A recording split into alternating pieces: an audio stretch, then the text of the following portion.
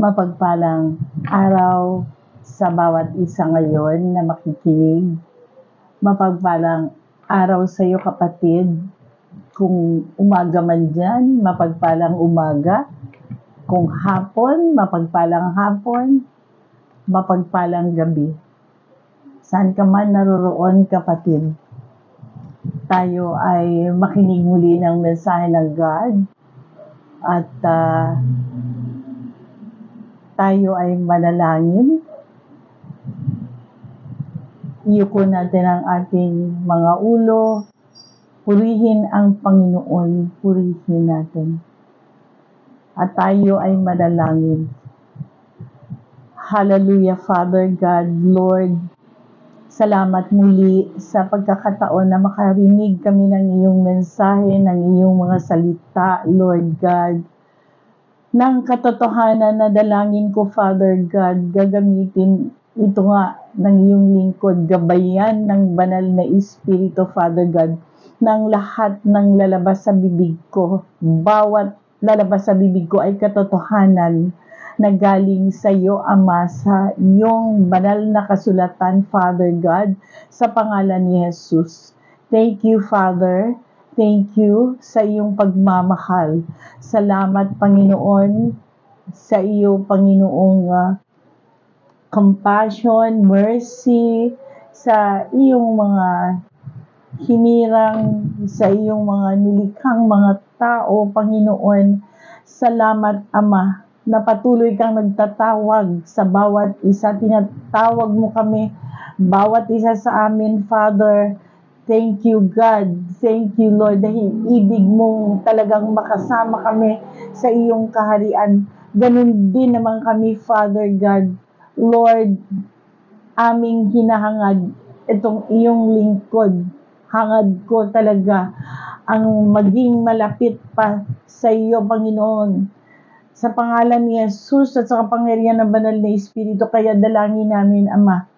Hingi kami ng kapatawaran, anuman ang mga sablay namin, kahinaan namin, Ama. Patawarin mo kami, Father. Lord, patawarin mo itong iyong lingkod. Meron man akong galit, minsan ay nagagalit, patawarin mo ako, God. At patatawarin ko rin yung mga nagkaroon ng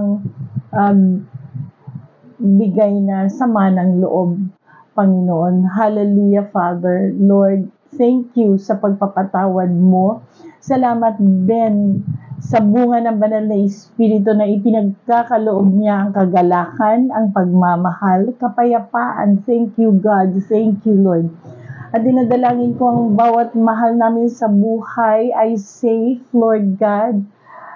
Ligtas sa anumang kapahamakan kami, mga mahal namin sa buhay, mga anak namin, mga kapatid, mga kapatiran, Lord God, mga apo at kaapo-apuhan, mga nag-aaral, mga nagpapasok sa school, saan man sila naroroon, Father, hindi namin sila kasama. Sa pangalan ni Jesus, ligtas sila. Akin yan dinideklara, aming patuloy na dinideklara, ligtas kami sa laban sa anumang kapahamakan, God, physical, Lord God, anumang mga sakit, Lord God, emotional, spiritual, and intellectual, Father. In the name of Jesus Christ, O Father God, in the name of Jesus Christ, Lord, by the power of the Holy Spirit, Father, muli kong tinataas ito, Panginoon, gawain ito na maghayag ng gospel sa pangalan ni Jesus, Lord. Thank you, God. Gabay ng banal na Espiritu, muli ko, Panginoon, ito, Lord, hangad at aking panalangin, gabayan nga ako, Father, at ang mga nakikinig, Lord, gabayan ng banal na Espiritu, nakikinig na may pandinig, sa pangalan ni Jesus, na may isang buhay nila, pagbulay-bulayan nila ang naririnig nila, Father God, ng gospel, ng mga salita mo, Father God, ng mga mensahe mo, Father. Lord, thank you. In Jesus' name, amen and amen and amen. Hallelujah, God. Hallelujah, Father. Kaya nga sa gabing ito, pag ang isang taong ipinanganak ay kailangan at dapat na ma-register, baby, bagong panganak, maparegister siya sa government, may record ang government, ang full name niya, kung kailan pinanganak at saan ipinanganak. Kaya merong birth certificate. Ito, bawat isa sa atin, isa siyang document ng citizenship din na kinakailangan para sa record ng bansa ang bilang ng tao na pinanganak. Ganun din pag namatay, kailangan din ang death certificates para din documented ang mga namatay. At isang na kailangan din naman na bawat tao ang birth certificates at may record kung ilan ang buhay at ilan ang namatay. So, kailangan yon pagka mag-aaral na ang bata, kailangan ng family, pag nag-enroll siya, papasok na siya, kailangan yung mga documents na yun, paglalabas ng bansa, kailangan ng passport. So, nilalakad lahat yan, mga proseso na yan.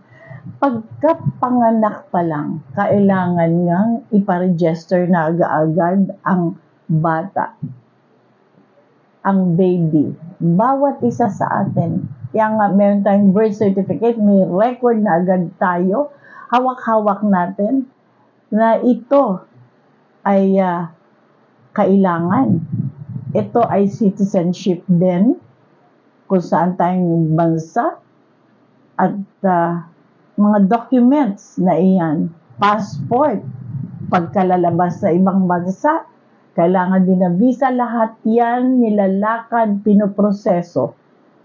So, tama ako, di ba? Tama ba? Ngayon, anong connection naman nitong ating pinag-uusapang ito? Okay? Ang ating pong topic, ano ang aklat ng buhay na nakasulat sa Biblia? So, ano ba ang connection nito? Aklat ng buhay, birth certificate, at records, passport, at kung ano-ano pang kailangan. Ito ay legalidad na ang taong ito na pinanganak ay nabibilang sa kung ilan ba talaga ang mga buhay na sakop ng isang bansa. So ito po ay tama, di ba? So anong connection nito sa ating mensahe ngayon? Ang ating pong topic ay ano nga ang aklat ng buhay? Book of Life. Ito po ay record. Record din, katulad ng sa government, naka-record ka. Kung ano yung nasa birth certificate mo, naka-record. Sa gobyerno o saan mang lugar ka. Atin pong teksto. Ito po ay aklat ng buhay, explain ko muna, ay ganun nga, pag ang isang tao ay na-born again, tulad din ng mga documents, na tulad ng birth certificate, at tulad ng passports, na personal mong name ang nandoon, pangalan mo, pangalan ng bawat tao, sa passport, document siya, birth certificate, at record, book of records ng mga pinanganak at kailan ng iyong birth certificate. Ang aklat ng buhay ay document din sa kaharian ng Diyos na nakasulat ang mga pangalan ng papasok sa kanyang kaharian sa kataas-taasang langit. Ayan ay sa mga na born again of the Spirit and of water. So, pag tayo'y pinanganak sa laman, ito yung pinaparegister ang pangalan natin sa laman. Pag pinanganak tayo, alam nyo yan about isang nakikinig na ikaw ay may mga anak na o ikaw ay nag-aaral na, ikaw na may isip na, alam mo ang iyong birth certificate, naka-record ka. Ganun din po pag pinanganak kang muli sa Espiritu. Kailangan nakasulat ang pangalan natin sa aklat ng buhay. Na ang meron pong may hawak niyan ay ang ating Diyos Ama sa kataas-taasang langit dahil ibig niyang makita doon pa lamang sa mga record na yon kung sino ba ang para sa kanya naaakyat sa kanyang kaharian o matatanggap sa kaharian niya. Tulad din niya ng passport o visa. Aklat ng buhay. Ang atin pong teksto, Revelation chapter 20 verse 15. English Standard Version ang nakalagay dito. Ang sinasabi dito, and if anyone's name was not found written in the book of life, he was thrown into the lake of fire. Pahayag sa Tagalog, chapter 20 verse 15. At kung ang sino man ay hindi nasumpungang nakasulat sa aklat ng buhay, ay ibinulid sa dagat-dagatang apoy. So, ito po ay kailangan kung ibig mo na doon ka, kapatid, doon tayo sa kaharian ng God, kailangan ang pangalan natin nakasulat sa aklat ng buhay. Dahil pag hindi, dalawa lang ang patutunguhan ng tao. Pagka wala na tayong hininga dito sa lupa, dalawa. Bawat tao, isa lang sa dalawa. So, doon sa dagat-dagatang apoy na kung saan ang alam natin, impyerno, or doon sa kaharian ng Diyos. Ang sabi nga,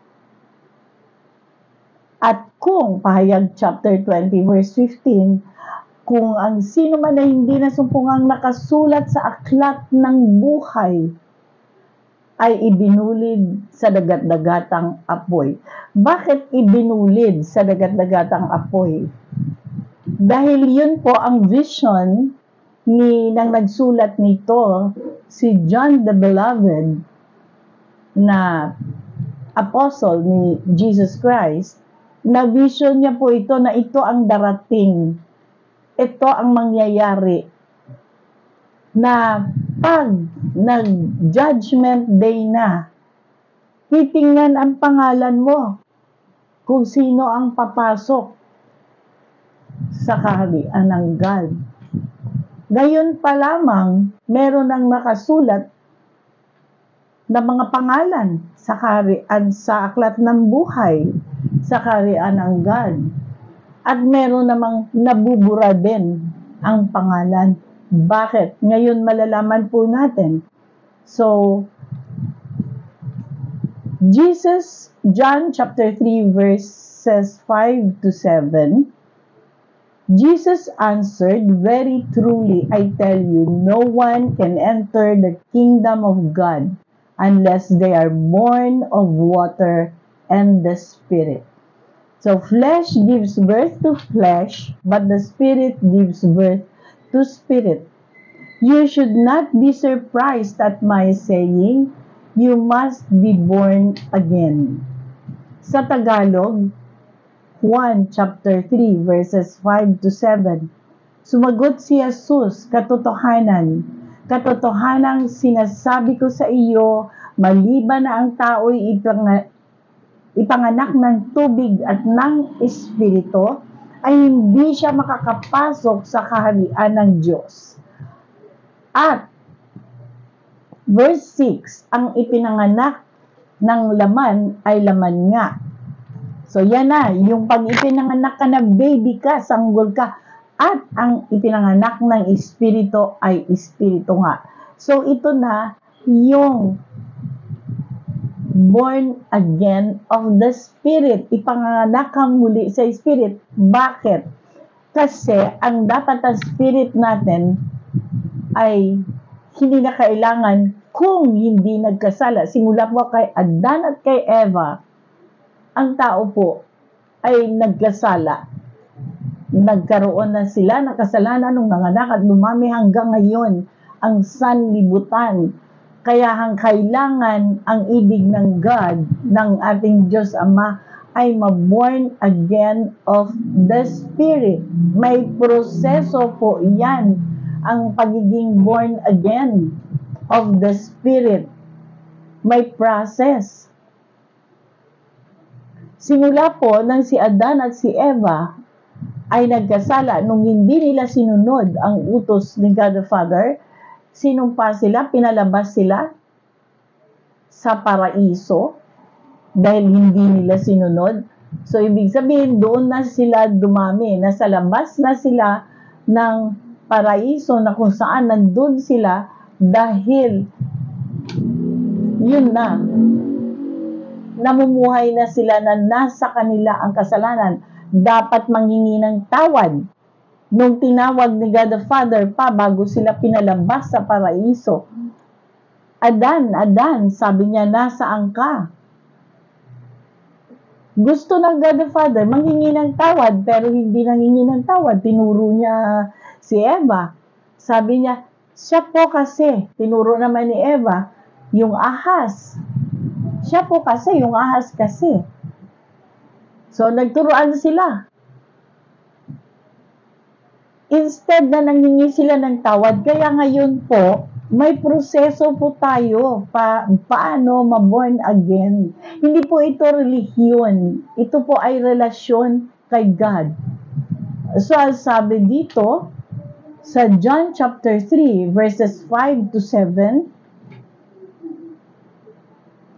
Jesus answered, very truly, I tell you, no one can enter the kingdom of God unless they are born of water and the Spirit. Flesh gives birth to flesh, but the Spirit gives birth to spirit. You should not be surprised at my saying, you must be born again. Ano yung born again? Hindi po religion yun. Sabi ni Jesus Christ, Spirit and of water. Tatagalugin natin, 1 chapter 3 verses 5 to 7. Sumagot si Jesus, katotohanan sinasabi ko sa iyo, maliban na ang tao'y ipanganak ng tubig at ng espiritu ay hindi siya makakapasok sa kaharian ng Diyos. Ang ipinanganak ng laman ay laman nga at ang ipinanganak ng espiritu ay espiritu nga. So, huwag kang magtaka sa aking sinabi sa iyo, kinakailangan kayo'y ipanganak ng muli. Panganak ng muli sa espiritu.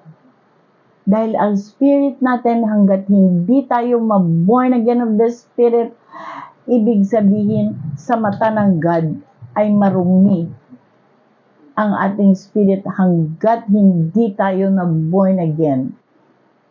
Panganak ng muli. Kasi yan, nagdumihan yan at patay pa ang tingin ng God sa espiritu ng tao. Marumi dahil minana pa yan kay Adan at kay Eva. Kaya masusulat sa aklat ng buhay, hindi lahat kung kailangan lamang talaga. Sabi, huwag kayong ma-surprise. Sabi ni Jesus Christ, ang lahat, bawat isa, lahat. Ang sinasabihan po dito, tayo, mga tao, lahat, sa lahat ng area, sa lahat ng bansa, basta tao. Dahil ang kausap nito, dito sa kasulatan ng God, ay tao, hindi po para sa alien, hindi po para sa hayop, para po ito sa tao ang Biblia. So, meron pong process. step 1 hanggang 5. Paano ka ma-born again of the Spirit and of water. Ang water po na sinasabi dito na tubig, ma-born again ka sa tubig, salita ng God. Pag po naririnig nyo ang salita ng Diyos, katulad nito, ngayon, kayo po ay nahahasikan ng kanyang salita. Kaya nga pagka naririnig nyo, kailangan isa puso nyo para maunawaan yung mabuti ano ang tunay na relasyon kay God. Paano paano maisulat ang pangalan nyo sa aklat ng buhay natin ng bawat isa sa atin. Sabi sa verse 7, huwag kang magtaka sa aking sinabi sa iyo, kinakailangan kayo ay ipanganak na muli. So, hindi ito ibig sabihin sa laman. Kasi nga, pag ipinanganak ka sa laman, iba yun. Iba yung ipanganak ka muli sa espiritu. Pag baby ka pa, sanggol ka pa lang, kalalabas lang, inosente ka. Once na nagkakaisip ka na, nagkakaroon ka na ng isip, sumasabay dyan ang kasalanan. Nasumpa yun. Na mamanahin at mamanahin at namamanahin pa ng mga anak. So, ito po yung process para po ma-born again of the Spirit and of water. Hindi po yung, basta born again na ako, nag-church ka sa born again Christian church, born again ka na. Hindi po lahat. Kailangan ng tunay na relasyon at ito ay proseso. Number 1, isang hakbang, believe in Christ Jesus. Manampalataya sa Panginoong Jesus. Ano ang pananampalatayanan sa Panginoong Jesus? Ang pananampalatayanan natin, sabi dito, sa John chapter 3 verses 16 hanggang 19. Sabi sa 16, verse 16, for God so loved the world that He gave His one and only Son, that whoever believes in Him shall not perish but have eternal life. Verse 17, for God did not send His Son into the world to condemn the world, but to save the world through Him. Whoever believes in Him is not condemned, but whoever does not believe stands condemned already, because they have not believed in the name of God's one and only Son. This is the verdict. Light has come into the world, but people love darkness instead of light because their deeds were evil. So sa Tagalog tayo ng 1 chapter 3, John chapter 3 verses 16 to 19. Tagalog, 1 chapter 3 verses 16 to 19. Sapagkat gayon na lamang ang pagsinta ng Diyos sa sanglibutan na ibinigay niya ang kanyang bugtong na anak upang ang sinumang sa kanya'y sumampalataya ay huwag mapahamak, kundi magkaroon ng buhay na walang hanggan. Sapagkat hindi sinugo ng Diyos ang anak sa sanglibutan upang hatulan ng sanglibutan, kundi upang ang sanglibutan ay maligtas sa pamamagitan niya. Tayo po yun, ang sanglibutan. Kaya maliwanag na maliwanag, maniwala tayo kay Jesus Christ kasi siya yung pinadala ng Ama na maging Savior natin. Hindi niya para husgahan tayo, kaya siya nagpakamatay sa cross para bayaran. Tinanggap niya yung torture sa cross, mabayaran sa Ama ang mga kasalanan natin. Kaya sa Kanya tayo maniwala, sa Kanya tayo manampalataya kay Jesus Christ. Dahil utos po yan. Yan po ang step 1. Meron tayong step 5 para ang pangalan natin ay masulat Katulad din ng paglakad nyo ng passport, ng mga visa, katulad din ng paglakad ng birth certificate. Proseso. May process. At kung saan nakasulat ang mga pangalan natin dito. Pag tayo ay nakarehistro. Okay. Ito na ang step 2. So, una, paniwalaan. Panampalatayanan si Jesus Christ. Kasi ang daming isa lang ang Savior. Ang daming hindi nananampalataya sila, pero mababaw. Walang relasyon kay God. Mas nakikipagrelasyon sila sa nahihipo nila na mga ribulto. Na sinabi na nga ng God yon sa Ten Commandments, wag na wag sa imahe, wag na wag sambahin. Dahil ang sumpa ko, pag ginawa yon, ay hanggang sa ika-4 na salinlahi. Kaya nga ito malinaw, sinasabi dito na nakasulat ko yan sa Biblia, hindi ko po gawa lang yan. Pinaliliwanag ko lang po na ang born again ay hindi religion. Relasyon po kay God. At maraming born again churches na nag-attend doon, hindi lahat yun born again. Yun lang talagang may relasyon kay God. Ang pangalawang step, repent, pagsisihan ang mga nagawang kasalanan. Sabi sa Acts chapter 2 verse 38, Peter replied, repent and be baptized, every one of you, in the name of Jesus Christ, for the forgiveness of your sins, and you will receive the gift of the Holy Spirit. Okay, ano yung gift of the Holy Spirit na matatanggap nyo pag kayo ay nagsisi at magpabautismo sa banal na Espiritu, magpabautismo sa tubig. Anong ibig sabihin? Talaga po, matatanggap nyo ang gift o kaloob ng banal na Espiritu. Ano yung kaloob? Yung pangunawa pa sa mga salita ng God na nakasulat dito sa Biblia na maunawa ang mabuti. Marami pong hindi makaunawa pa ng mga nakasulat sa Biblia dahil hindi pa sila born again of the Spirit and of water. Ang water po, yun nga ang salita ng God. Na pagka nababasa nyo, nahasikan kayo, nalilinisan ang inyong kaluluwa, ang ating pagkatao, nalilinisan sa harapan ng God. Dahil hanggat hindi po tayo na born again of the Spirit and of water, marumi ang tingin ni Lord sa atin at makasalanan. Amen? So, ang sabi nga, sinabi sa kanila ni Pedro sa mga gawa na kailangan pagsisihan ng mga kasalanan natin. Magagsisisi kayo at magpabautismo ang bawat isa sa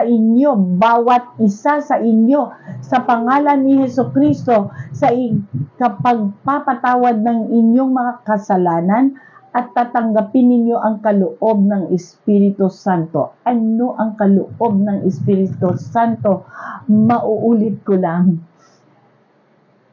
Unang-una, kaunawaan ng mga salita sa Biblia. Naalaala ko pa, may nagsabi sa akin, kakilala ko, hindi ako naniniwala sa Biblia. Kung hindi siya naniniwala sa Biblia, bakit ko pipilitin? Pero naniniwala daw siya sa Diyos. Paano siya? Ang question ko lang na pumasok sa akin, paano ka naniniwala sa Diyos? Kung hindi ka naniniwala sa Biblia, nakausap mo ba ang Diyos? Ang Diyos, kaya mo nalaman dahil lang galing lang din sa Biblia. Noong panahon, oo, libu-libong taon nung ang Diyos ay nandito pa sa lupa, nakausap niya pa at harap niya si Adan. Kung si Jesus Christ. Naniniwala daw sa Diyos, pero hindi siya naniniwala sa Biblia. So, paano niya nalaman ang Diyos kung hindi galing din sa kasulatan ng Biblia? Ang Biblia po ay sulat lang daw ng tao. Taong mga hinirang ito ng God. Kinasihan ng banal na Espiritu, kaloob ng banal na Espiritu na masulat ang banal na kasulatan. Biblia. Kaya, step 2, step 3 na tayo. No? Pangatlong hakbang. Ito po yung mga proseso. Follow Jesus. Sumunod sa Panginoong Jesus. Sabi sa John chapter 8 verse 12, again, Jesus spoke to them saying, I am the light of the world. Whoever follows me will not walk in darkness, but will have the light of life. Tagalog, muling ang nagsalita sa kanila si Jesus, yung mga nakikinig na sinasabi, ako ang ilaw ng sanlibutan. Ang sumusunod sa akin ay hindi lalakad sa kadiliman, kundi magkakaroon ng ilaw ng kabuhayan. Amen? Pang-apat na hakbang. So, ito po yung mga proseso gagawin natin para ang pangalan natin ay nakasulat sa aklat ng buhay.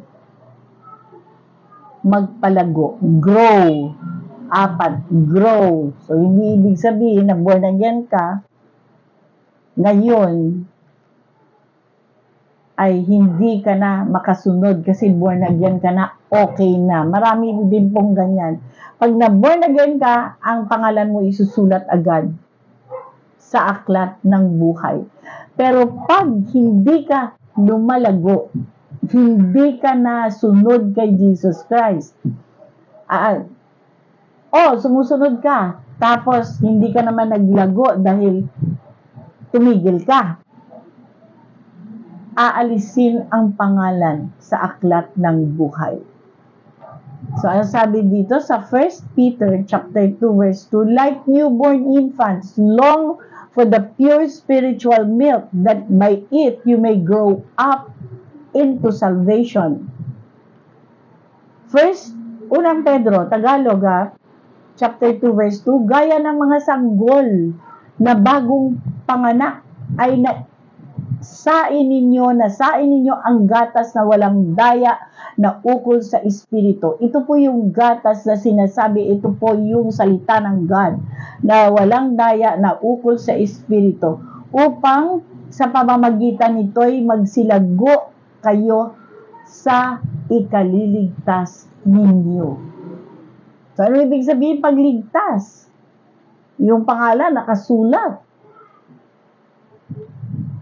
sa aklat ng buhay na nasa Diyos Ama. Naka-record ang pangalan. 2 Peter chapter 3 verse 18, but grow in the grace and knowledge of our Lord and Savior Jesus Christ. To Him be the glory both now and to the day of eternity. Amen.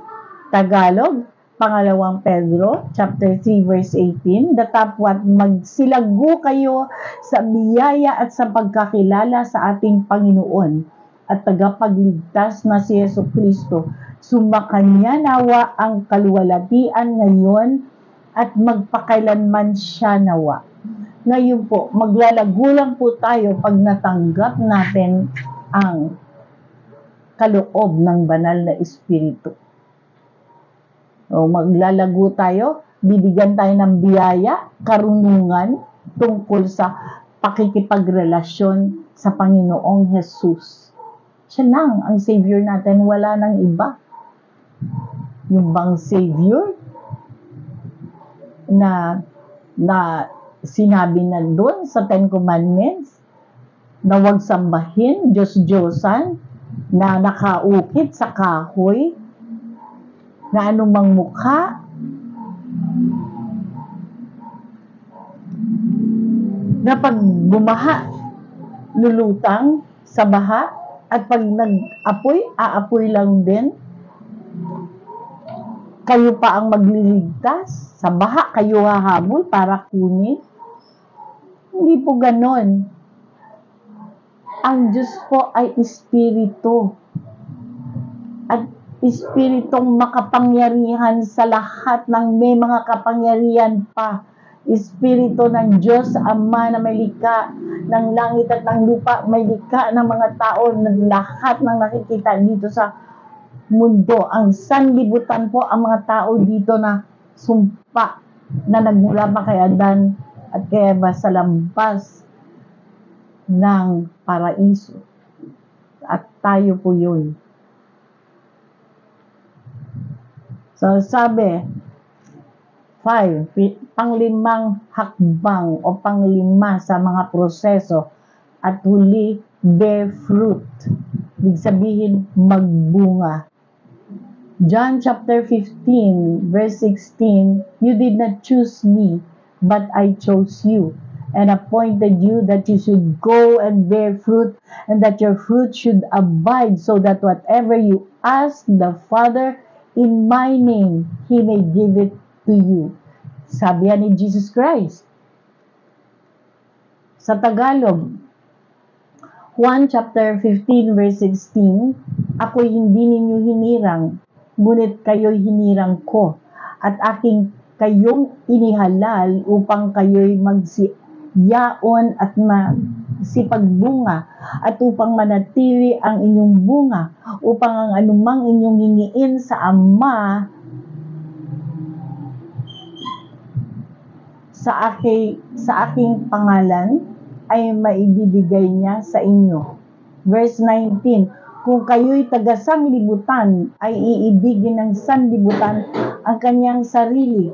Ngunit sapagkat kayo'y hindi taga-sanglibutan, kundi kayo'y hinirang ko sa sanlibutan, kaya napupuot sa inyo ang sanlibutan. So, manatili ang inyong bunga upang ang anumang inyong hingin sa Ama sa aking pangalan ay maibibigay niya sa inyo. Ako'y hindi ninyo hinirang, ngunit kayo hinirang ko. Si Jesus Christ po ang nagsabi nito, na hinirang niya tayo. Hinirang niya. Hindi. Kayo na nakikinig, ang bawat isang nakikinig ngayon, tinawag po kayo ng God. Ibig sabihin, hinihirang niya na kayo para sa Kanya, para masulat ang inyong pangalan sa aklat ng buhay. Ang conclusion po natin, ang katapusan po natin, Revelation chapter 3 verse 5, the one who conquers will be clothed thus in white garments, and I will never blot his name out of the book of life. I will confess his name before my Father and before his angels. Puro po si Jesus Christ ang nagsasalita dito. Sabi nga sa Tagalog, Pahayag chapter 3 verse 5, ang magtagumpay ay daramtang gayon na mga mapuputing damit, at hindi ko papawiin sa anumang paraan ang kanyang pangalan sa aklat ng buhay, at ipahayag ko ang kanyang pangalan sa harapan ng aking Ama at sa harapan ng kanyang mga anghel. Ang may pakinig ay makinig sa sinasabi ng Espiritu sa mga iglesia. Tayo po ang church. Ang church po ay yung nakikinig. Tayo po yun. Sabi niya, hindi niya aalisin ang pangalan sa aklat ng buhay pag ito ay magtagumpay sa pagsunod. Magtatagumpay, nagkakaroon ng bunga. Ano ba yung bunga na ibig sabihin nito? Ang bunga, yung lahat ng mga inuutos at pinapagawa ng God. Yun po yung bunga. yung lahat ng inuutos na nasusunod, ayun po ang bunga. Kaya magbunga. At yung po parang i-example ang punong kahoy ng mangga. Magsisimula muna siya sa maliit. Didiligan ng didiligan. At hanggang sa lalago. So, ganun po ang process din ng born again. Parang yung ganun din ng baby pag pinanganak. Hindi ka pa makakilos ng maayos para sa sarili mo. Kailangan dadamitan ka pa. Kailangan painumin ka ng gatas. Kailangan hanggang sa lumalaki, lumalago na, at hanggang sa lalakad na at magsasalita na. Yun po. Ganun din po sa halaman, pag maliit. Ganun din po ang born again Christian. Magsisimula ka sa baby. Kaya nga ang sinabi dito, inaisin mo yung parang sanggol na nagnanais ng gatas na malinis, na totoo. Ibig sabihin, naisin mo yung salita ng God na katotohanan. Magutom sa salita ng God. Saan? Sa Biblia na makasulat. So ito po yung ating katapusan. Revelation chapter 3 verse 5, the one who conquers will be clothed thus in white garments, and I will never blot his name out of the book of life. I will confess his name before my Father and before his angels. Ang magtagumpay ay daramtan ko ng mga maputing damit at hindi ko papawiin sa anumang paraan ang kanyang pangalan sa aklat ng buhay at ipahahayag ko ang kanyang pangalan sa harapan ng aking Ama at sa harapan ng kanyang mga anghel. Ang may pakinig ay makinig sa sinasabi ng Espiritu sa mga iglesia. Ano po yung iglesia muli? Tayo po yun. At ikaw, kapatid, kayo na mga nakikinig ngayon. Ano ang gagawin natin? Paano ang gagawin mo, kapatid, tayo, para masulat ang aklat natin sa ang mga pangalan natin sa aklat ng buhay? Ang nakalagay dito sa John chapter 14 verse 23, Jesus replied, anyone who loves me will obey my teaching. My Father will love them and we will come to them and make our home with them. Tagalog 1 chapter 14 verse 23, sumagot si Jesus at sinabi, kung ang sino man ay umiibig sa akin ay kanyang tutuparin ang aking salita at siya'y iibigin ng aking Ama at kami pasasa kanya at siya'y gagawin naming aming tahanan. So, amen. Doon po tayo nagtatapos. Tayo po ay manalangin. Father, thank you God. Thank you Father God. Amin hangad bawat isa sa amin Lord ng pangalan namin ay nakasulat sa aklat ng buhay, Father. Thank you God.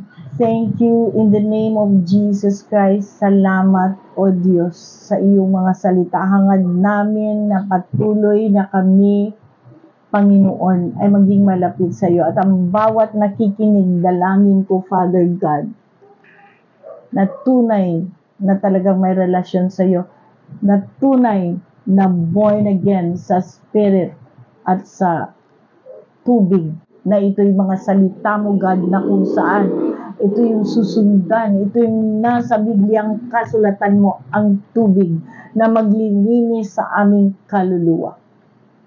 Thank you in the name of Jesus Christ. Salamat, Ama. Lahat, dalangin ko rin ang mga nakikinig ng mga may sakit. Dalangin ko na matanggap nila kagalingan, Father, sa pamamagitan ng pangalan ni Jesus, ang pangalang higit sa lahat ng mga pangalan, makapangyarihang pangalan, Lord God, Jesus Christ, our great physician, ang aming Panginoong pinaka doktor, pinaka nagpapagaling ng mga may sakit. In the name of Jesus Christ, by the name of Jesus Christ, the name above every name, nagpapagaling ng mga may sakit. Dalangin ko nga, mga nakikinig na may mga karamdaman, may mga sakit, matanggap ang kagalingan, tanggapin lamang nila ang Panginoong Yesus. Magsisi sa mga kasalanan. In Jesus' name, pagbulay-bulayan ang mga narinig nila. Jesus' name, pagpalain ang tahanan ng lahat ng nakikinig, ang sambahayan, ang pamilya. Thank you, God. Thank you, Lord. Amen and amen. Amen.